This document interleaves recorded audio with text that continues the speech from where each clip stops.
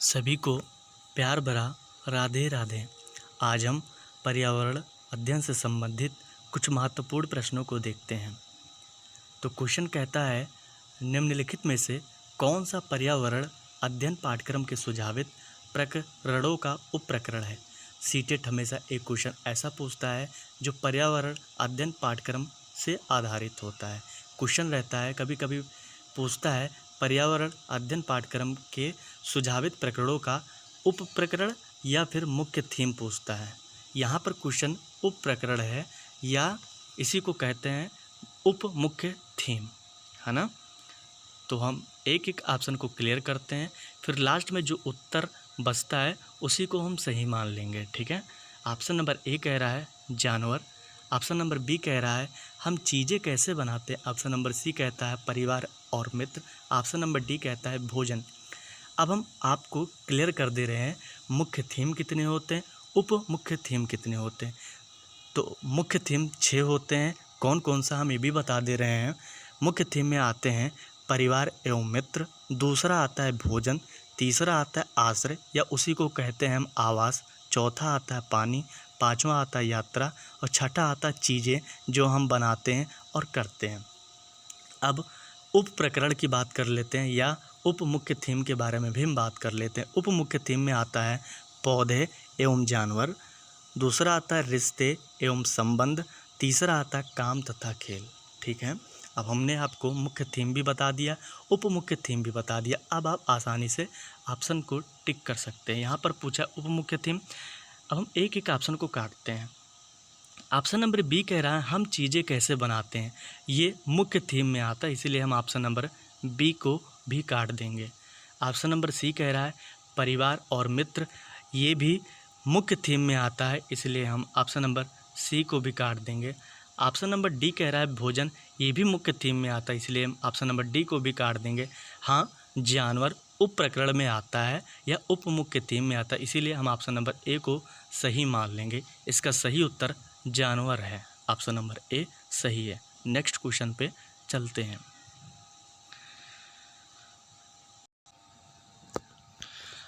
अब हम एक ऐसा क्वेश्चन को देखते हैं जिसमें कुछ क्वेश्चन को मिलाकर एक साथ में दे दिया गया है।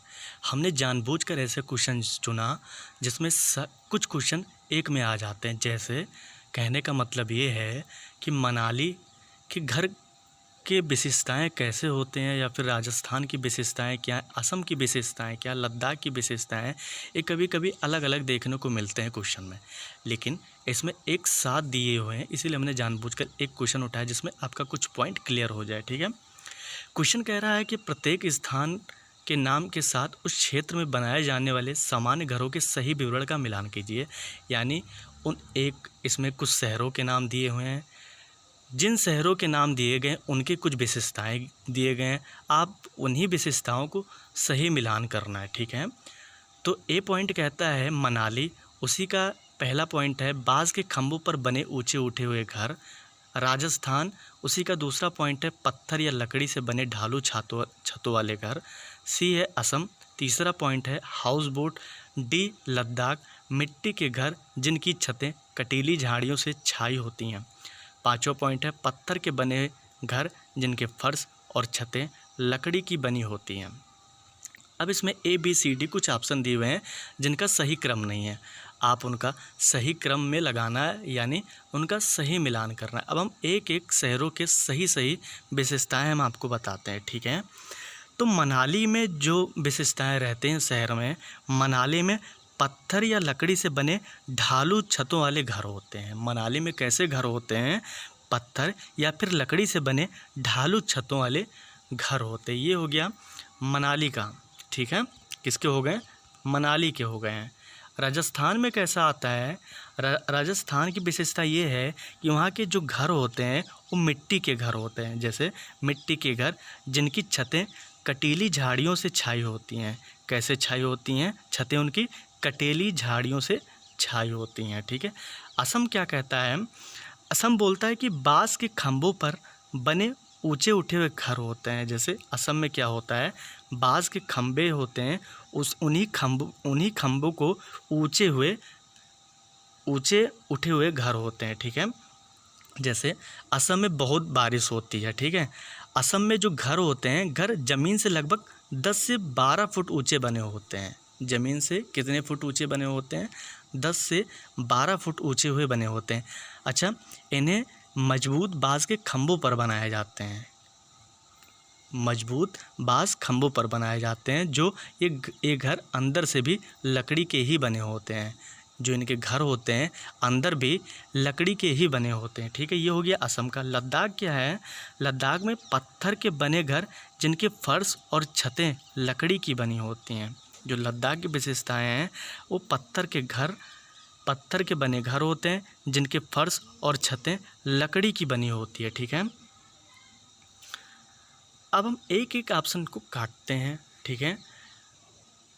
मनाली को मिलान करते हैं। मनाली में हमने बोला कि उनके घर पत्थर या लकड़ी से बने ढालू छतों वाले घर होते हैं। यानी ये देखिए ऑप्शन नंबर, ये जो दूसरा पॉइंट है इसको हम मनाली से मिला देंगे, ठीक है। यानी सबसे पहले क्या आएगा? 2 आएगा, ठीक है। राजस्थान में क्या होता है? राजस्थान में मिट्टी के घर जिनकी छतें कटीली झाड़ियों से छाई होती हैं। राजस्थान में कहाँ गया? हाँ, मिट्टी के घर। ये देखिए बी का चौथे से, है ना। बी का चौथे से मिट्टी के घर जिनकी छतें कटीली झाड़ियों से छाई होती हैं। अब असम की बात कर लेते हैं। असम में क्या होता है? इनमें बाँस के खंभों पर बने ऊंचे उठे हुए घर होते हैं। अब कहाँ गया? ये देखिए असम को पहले वाले से मिला दीजिए, तो पहला वाले से मिला दीजिए। अब लद्दाख की क्या विशेषता है? लद्दाख में पत्थर के बने घर जिनके फर्श और छतें लकड़ी की बनी होती हैं। लद्दाख में कहाँ गया? डी का किससे मिला है? हम 5वें से मिला देंगे। पत्थर के बने घर जिनके फर्श और छतें लकड़ी की बनी होती है। यानी 2, 4, 1, 5 कहाँ है? ये ऑप्शन नंबर डी सही हो जाएगा। देखिए इसमें 2, 4, 1, 5 आ रहा है, ठीक है। अब हम नेक्स्ट क्वेश्चन पे चलते हैं। समझ में आ गया ना? इन चारों, इनका सही ऑप्शन नंबर डी है, 2, 4, 1, 5। अब क्वेश्चन ये अगला कह रहा है कि जो व्यक्ति जंगल में कम से कम 25 वर्षों से रह रहे हैं, उनका उस जंगल भूमि पर और उसमें पैदा होने वाले वस्तुओं पर अधिकार है। यह जनादेश किसके द्वारा दिया गया है? एक क्वेश्चन ऐसा भी आया था सीटेट में। अब हम जंगल अधिकार कानून को पढ़ लेते हैं। सबसे पहले ये जंगल अधिकार अधिनियम 2007 में आया था। अब उसी के कुछ पॉइंट को पढ़ ले रहे हैं, ठीक है। जो ये जंगल अधिकार कानून होता है, यह कानून आदिवासियों के लिए था। जैसे अगर कोई वहाँ पर जो जंगल है वहाँ पर 25 सालों से जंगलों में रह लेते हैं और एक जगह पर उनका वहाँ के जंगल और वहाँ पैदा होने वाली चीज़ों पर हक होगा। अगर वो 25 साल रह लेते हैं तो उनका वहाँ जंगल और वहाँ पैदा होने वाली चीज़ों पर हक रहेगा, ठीक है। जो जंगल का संरक्षण होता है वही ग्राम सभा करेगी, ठीक है। और इसमें एक क्वेश्चन ऐसा भी आता रहता है कि जो 1 टीन बीज हम जितनी ज़मीन में बोते हैं उसे ही 1 टीन ज़मीन कहते हैं। 1 टीन ज़मीन किसको कहते हैं? 1 टीन बीज हम जितनी ज़मीन में बोते हैं उसे ही 1 टीन ज़मीन कहते हैं। अब यहाँ से सीधा सा संबंध है ये ऑप्शन नंबर डी से, जंगल अधिकार अधिनियम 2007 से। ऑप्शन नंबर डी सही हो जाएगा। हम आपको फिर से बता दे रहे हैं, जो व्यक्ति जंगल में कम से कम 25 वर्ष अगर रह लेते हैं, कोई व्यक्ति है वो जंगल में कम से कम 25 वर्ष रह लेता है, तो उस जगह पर उनके जंगल का और वहाँ पर पैदा होने वाली चीज़ों पर हक रहेगा। ये कौन सा अधिनियम कहता है? ये कहता है जंगल अधिकार अधिनियम 2007। ऑप्शन नंबर डी सही हो जाएगा।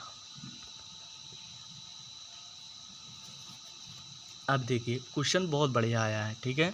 इसको हम देखते हैं। कक्षा 4 की एक शिक्षिका ने अपने विद्यार्थियों से कहा, कुछ वयोवृद्ध लोगों से यह पूछिए कि जब वे जवान थे तो क्या उन्होंने कुछ ऐसे पौधे देखे थे जो आजकल नहीं दिखाई पड़ते हैं। उपयुक्त प्रश्न के पूछे जाने पर निम्नलिखित में से किस कौशल के आकलन की संभावना नहीं है? प्रयोग की, प्रश्न पूछना, या फिर चर्चा, या फिर अभिव्यक्ति का। अब देखिए, अगर एक कोई शिक्षक ऐसा क्वेश्चन पूछता है कि आप कोई ऐसी चीज़ें बताइए जो वर्तमान में नहीं है, और उनको अपने बुजुर्गों से पूछने के लिए कहना। आप बुजुर्ग के पास जाएंगे, अगर उनसे कुछ ऐसी चीज़ें पूछेंगे जो वर्तमान में नहीं है, तो उससे क्या होगा? आप प्रश्न पूछेंगे तो ये तो सही है, आप उनसे चर्चा भी कर सकते हैं, ये भी होगा। आप उनसे अभिव्यक्ति के द्वारा ही पूछेंगे या अभिव्यक्ति द्वारा ही करेंगे, तो ऑप्शन नंबर डी भी सही है। प्रयोग नहीं कर पाएंगे। प्रयोग जैसे, अगर उन्होंने, उदाहरण के लिए हम बता दे रहे हैं, जैसे उन्होंने कहा कि सेम, हालांकि वर्तमान में है, लेकिन हम आपको उदाहरण बता रहे हैं। उन्होंने कह दिया कि सेम, हाँ हमारे ज़माने में सेम बहुत आते थे या बहुत उगता था। अब क्या आप उसको प्रयोग कर सकते हैं? प्रयोग उसी का आप कर सकते हैं जो सामने हो, है ना? तो वही क्वेश्चन पूछता है कि कक्षा 4 की एक शिक्षिका है, उसने अपने विद्यार्थियों से कहा, कुछ वयोवृद्ध लोगों से यह पूछिए कि जब वो जवान थे तो क्या उन्होंने कुछ ऐसे पौधे देखे थे जो आजकल नहीं दिखाई पड़ते हैं। तो आप जाएंगे, बुजुर्ग से पूछेंगे कि हाँ, जो भी बाबा दादा आप कहते हैं, बाबा जी आपके कुछ ज़माने में कुछ ऐसे भी पौधे थे जो आज नहीं है। उन्होंने बताया हाँ, सेम का पौधा पहले बहुत आता था, अब नहीं उग रहे हैं। तो यहाँ पर क्या हुआ, आपने प्रश्न पूछा, आपने चर्चा की एक दूसरे के माध्यम से, अभिव्यक्ति द्वारा आपने चर्चा किया। लेकिन प्रयोग क्या है? प्रयोग होता क्या है? प्रयोग आप वर्तमान की चीज़ों में कर सकते हैं। जैसे उन्होंने बताया सेम, तो वर्तमान में अगर सेम होगा तो आप उन पर प्रयोग करेंगे। प्रयोग का मतलब वो आप खुद देखेंगे, लेकिन यहाँ पर क्या है, आप वर्तमान में नहीं है, इसीलिए ऑप्शन नंबर ए सही हो जाएगा, बाकी सारी चीज़ें गलत हो जाएंगी। ठीक है, इसका राइट आंसर ए होगा। नेक्स्ट क्वेश्चन पे चलते हैं। एक शिक्षक अपने विद्यार्थियों को विभिन्न पशुओं के चित्र देता है और उन पशुओं पर रंग भरने को कहता है जो हमारे घरों में नहीं रहते। एक शिक्षक है, वो अपने विद्यार्थियों को कहता है कि विद्यार्थियों को कहता है कि कुछ पशुओं के चित्र देता है, उसी चित्र को देता है, कहता है कि आप उन पशुओं पर रंग भरो, ठीक है, जो हमारे घर में नहीं है। इस क्रियाकलाप का उद्देश्य क्या है? सृजनात्मकता का विकास करना, या फिर अवलोकन का विकास करना, या फिर वर्गीकरण कौशल का विकास करना, या फिर डाटा संग्रह का विकास करना। अब ऑप्शन कुछ हैं, A B D, A C D, B C D, A B C. जो ऑप्शन सही होगा हम उसको टिक करते हैं। पहले करना क्या है, पहले हम एक एक ऑप्शन को काटते हैं, या जो जो सही है उसको टिक करते हैं। ठीक है, अब देखिए, अगर आप बच्चों को पशु के चित्र देंगे, लेकिन उसको ये भी बताना है कि आपने पशु के चित्र दे दिया, उसको आपने बता दिया रंग भरो। रंग किसका भरना है? जो हमारे घर में है ही नहीं, जो हमारे घर में रहते ही नहीं है। अब बालक जब चित्रों के रंग भरेगा तो उसमें किसका विकास होगा? सृजनशीलता का विकास होगा, यानी सृजनात्मकता का विकास कर रहा है शिक्षक, इसीलिए ए पॉइंट सही है। बी, अवलोकन का विकास करना। अब विभिन्न पशुओं के चित्र दोगे आप, तो बच्चे क्या करेंगे? इसका अवलोकन करेंगे, देखेंगे, फिर देखने के बाद उन पर चित्र में रंग भरेंगे, तो अवलोकन का भी विकास होगा। वर्गीकरण का मतलब होता है अलग अलग करना, यानी आपने कुछ चित्र दे दिए, कुछ पशुओं के चित्र दे दिए, अब सभी में एक ही रंग तो भरेगा थोड़ी ना, कुछ में अलग भरेगा, कुछ में अलग करेगा, तो यानी अलग अलग करेगा, उसको वर्गीकरण करेगा। वर्गीकरण का कौशल का भी विकास होगा। तो ए भी सही है, बी भी सही है, सी भी सही है। अब हम ऑप्शन को देख लेते हैं, क्या ए बी सी है एक एक ऑप्शन में? तो ए बी डी, ए भी कट जाएगा। सी कहता है ए सी डी, यहाँ पर भी बी नहीं, इसलिए ए भी कट जाएगा। बी सी डी भी नहीं है, ऑप्शन नंबर डी सही हो जाएगा, ए बी सी। यहाँ पे डाटा संग्रह का विकास नहीं कर रहा है। ठीक है, कोई शिक्षक अपने बच्चों को चित्र देता है, किसके देता है? पशुओं के चित्र देता है। कौन से पशुओं के चित्र देता है? उसके घर में नहीं है। फिर कहता है आप उन चित्रों में रंग भरिए।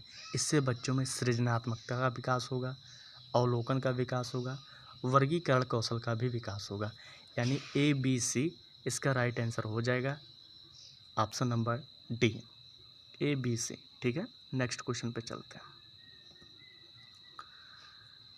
नेक्स्ट क्वेश्चन कहता है कि नीचे दिए गए जीवों के समूहों में से किनकी दृष्टि श्रेष्ठ होती है तथा वे मनुष्यों की तुलना में 4 गुनी अधिक दूरी वस्तुओं को देख सकते हैं। देखिए, एक पॉइंट है, उसको आप दिमाग में रख लीजिए कि जो 4 गुनी बोलता है किससे, मनुष्यों से, वो सिर्फ इनमें होता है। किनमें? ऑप्शन नंबर डी में, चील, बाज, गिद्ध या फिर चील, गरुड़, गिद्ध। बाघ में 6 गुना होता है। सांप, रेशम कीट, छिपकली ये सब 4 गुना देख ही नहीं सकते। मच्छर, मधुमक्खी, तितली ये भी 4 गुना नहीं देख सकते। ऑप्शन नंबर डी, चाल, गरुड़, गिद्ध ये कितनी गुना देखते हैं मनुष्यों से? 4 गुना। इसलिए ऑप्शन नंबर डी सही हो जाएगा। जब कोई सपेरा अपने वाद्य यंत्र बीन को बजाता है तो सांप उसकी ध्वनि पर अपने सिर को इधर उधर घुमाता है। आपके विचार से सांप वाद्य यंत्र के प्रति अनुक्रिया कैसे कर रहा है? ऑप्शन नंबर ए, वाद्य यंत्र की गति को देखकर। ऑप्शन नंबर बी, वाद्य यंत्र द्वारा कंपनों के प्रति अनुक्रिया करके। ऑप्शन नंबर सी, उस वाद्य यंत्र को सूंघकर या फिर उस वाद्य यंत्र की ध्वनि को सुनकर। अब सबसे पहले हम पढ़ लेते हैं सांप के बारे में। तो जो सांप होता है वो रेंगने वाला जीव होता है। अच्छा, कभी कभी आता है कि सांप कितने प्रकार के होते हैं, तो मुख्यतः सांप जो जहरीले होते हैं वो 4 प्रकार के होते हैं। कौन कौन से होते हैं? नाग होता है, करैत होता है, अफाई होता है, दुबैया होता है। ठीक है। अच्छा, इनके कभी कभी पूछते हैं कि सांप के कितने दांत होते हैं, तो सांप के 2 दांत होते हैं। कौन से? खोखले दांत होते हैं, जिससे वे जहर एक दूसरे को पहुंचाते हैं, या जब सांप काट लेता है तो उस मनुष्यों में उनका जहर चला जाता है। ठीक है। अच्छा, ये जो सपेरा जो वाद्य यंत्र को बजाता है, इससे सांप क्या करता है? कंपन के प्रति अनुक्रिया करता है। ठीक है। कंपन द्वारा आवाज़ को महसूस करता है, सूंघ कर नहीं, गति को देख कर नहीं, ध्वनि को सुनकर नहीं। कैसे सुनता है? सांप कंपन द्वारा आवाज़ सुनता है। ठीक है। कंपन द्वारा जो जब कोई सपेरा अपने वाद्य यंत्र को बीन को बजाता है तो सांप उसकी ध्वनि पर अपने सिर को इधर उधर घुमाता है। आपके विचार से सांप वाद्य यंत्र के प्रति अनुक्रिया कैसे कर रहा है? तो ऑप्शन नंबर बी जैसा कर रहा है, यानी ऑप्शन नंबर बी सही हो जाएगा। कैसे? उस वाद्य यंत्र द्वारा उत्पन्न कंपनों के प्रति अनुक्रिया करके। ऑप्शन नंबर बी सही हो जाएगा। नेक्स्ट क्वेश्चन कहता है बाला का पूरा नाम क्या है? ये क्वेश्चन बहुत अच्छा है ना। कभी कभी क्वेश्चन आ जाता है तो जिससे हमें दूर दूर तक वास्ता नहीं रहता है, लेकिन हमें कुछ ऐसे भी क्वेश्चन को देखना है जिनका सटीक उत्तर होता है। बाला का पूरा नाम क्या है? ऑप्शन नंबर ए, मस्तिष्क सहायता प्राप्त अधिगम असाइनमेंट, या फिर ऑप्शन नंबर बी, अधिगम सहायक के रूप में ब्रेल, या फिर सी, अधिगम सहायक के रूप में बिल्डिंग, या फिर डी होता है ब्रेल सहायता प्राप्त अधिगम आकलन। अब सबसे पहले आप बाला को समझ लीजिए, बाला है क्या। तो बाला का जो संक्षिप्त रूप है उसको हम कहते हैं समग्र रूप से स्कूल के बुनियादी ढांचे का उपयोग, यानी अधिगम सहायक के रूप में बिल्डिंग। ठीक है। ऑप्शन नंबर बी सही हो जाएगा। अब हम बाला के बारे में कुछ चीज़ें पढ़ लेते हैं। जैसे बाला समग्र रूप से स्कूल के बुनियादी ढांचे का उपयोग शिक्षण अधिगम सामग्री के रूप में करने का एक माध्यम है। इसमें विशेष ज़रूरतों वाले बच्चों के लिए गतिविधि आधारित शिक्षण, बाल मित्रता और समावेशी शिक्षा के विचारों को शामिल किया जाता है। इसमें कौन कौन से बच्चे आते हैं? समावेशी शिक्षा वाले, विशेष ज़रूरत वाले बच्चे आते हैं। किसमें? बाला में। ठीक है। बाला का पूर्ण नाम है अधिगम सहायक के रूप में बिल्डिंग। अच्छा, बाला का उद्देश्य ये है कि बाल विकास के माध्यम से जो गुणात्मक सुधार लाना, बच्चों में विद्यालय की बुनियादी ढांचे में सीखने और मनोरंजन पर आधारित भौतिक वातावरण का निर्माण करना, ये हो गया बाला की कुछ विशेषताएं। बाला का पूरा नाम क्या है? अधिगम सहायक के रूप में building. Option number B option number C सही हो जाएगा। ऑप्शन नंबर सी सही हो जाएगा। ये देखिए क्वेश्चन अच्छा है। नारियल डली हुई किसी भी करी के साथ उबला हुआ टेपियोका निम्नलिखित में से किस क्षेत्र का प्रिय भोजन है? पश्चिम बंगाल का, बिहार का, तमिलनाडु का, फिर या केरल का? तो जो नारियल होता है, यानी नारियल डली हुई किसी भी करी के साथ उबला हुआ टेपियोका कौन खाता है? वो खाते हैं केरल के लोग। ऑप्शन नंबर डी सही हो जाएगा, केरल। नारियल डली हुई किसी भी करी के साथ उबला हुआ टेपियोका निम्नलिखित में से किस क्षेत्र का प्रिय भोजन है? तो ये केरल का प्रिय भोजन है, केरल के लोगों का प्रिय भोजन है। क्या?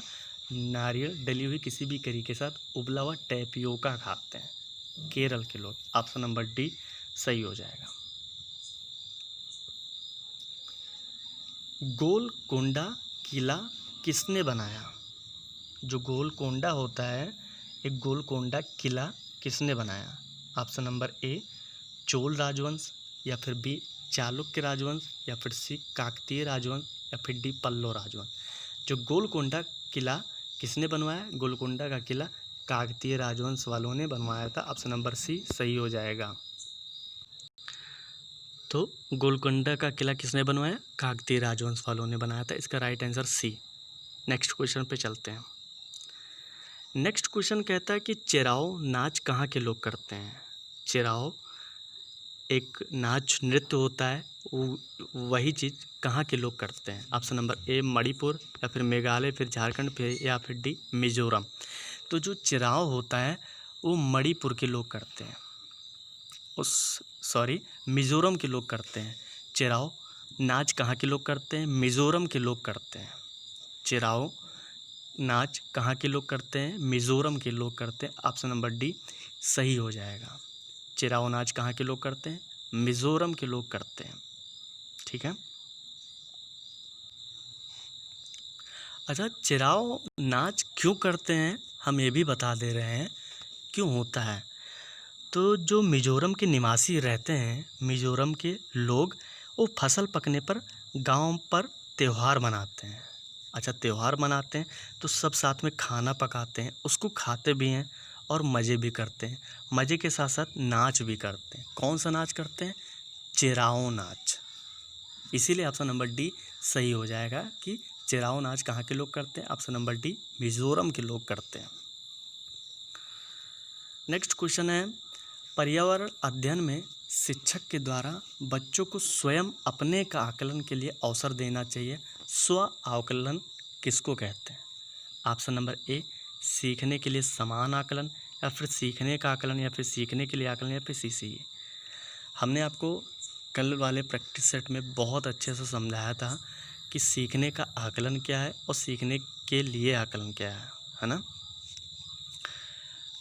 तो सीखने के लिए आकलन वो होता है, जैसे आप क्लास में गए, आप बच्चों की ज़रूरतों को जान लेते हो, उनका पूर्व ज्ञान जान लेते हो, बच्चों को सिलेबस जान लेते हो कि बच्चों को पढ़ाना क्या है। ये सब कब होता है? सीखने के लिए आकलन, है ना। बच्चों के बारे में जान लेना, बच्चे पढ़ने में इंटरेस्ट रखेंगे भी या नहीं, या फिर वो कौन सा विषय पढ़ेंगे, ये हम आकलन कर लेते हैं। किसके लिए? सीखने के लिए, कि बच्चों को हम कैसे सिखाएंगे। ये हो गया सीखने के लिए आकलन। सीखने का आकलन वो होता है, जैसे आप क्लास में गए, कुछ पाठ पढ़ाया, पाठ पढ़ाने के बाद बच्चों से प्रश्न पूछा तो बच्चों ने कितना सीखा। ये हो गया सीखने का आकलन। सीखने का आकलन ये होता है कक्षा शिक्षण की समाप्ति पर, और ये कब होता है सीखने के लिए आकलन? ये कक्षा शिक्षण के आरंभ में। और स्वाकलन क्या है? सीखने के लिए समान आकलन। इसमें बच्चों का स्वयं अपने का आकलन करना रहता है, इसीलिए सीखने के लिए समान आकलन। स्वाकलन किसको कहते हैं? सीखने के लिए समान आकलन। सीखने का आकलन क्या होता है? कक्षा समाप्ति बाद, कक्षा की समाप्ति पर बच्चों को कुछ प्रश्न देना, उन प्रश्नों को जानना कि बच्चों ने कितना सीखा। ये हो गया सीखने का आकलन। सीखने के लिए आकलन ये होता है पूर्व में बच्चों की पूर्व ज्ञान को जान लेना, ज़रूरतों को जान लेना, बच्चों को क्या पढ़ाना ये जान लेना। ये हो गया सीखने के लिए आकलन। इसका राइट आंसर हो गया सीखने के लिए समान आकलन स्व आकलन है। राइट आंसर क्या है? सीखने के लिए समान आकलन, ये होगा राइट आंसर। ठीक है,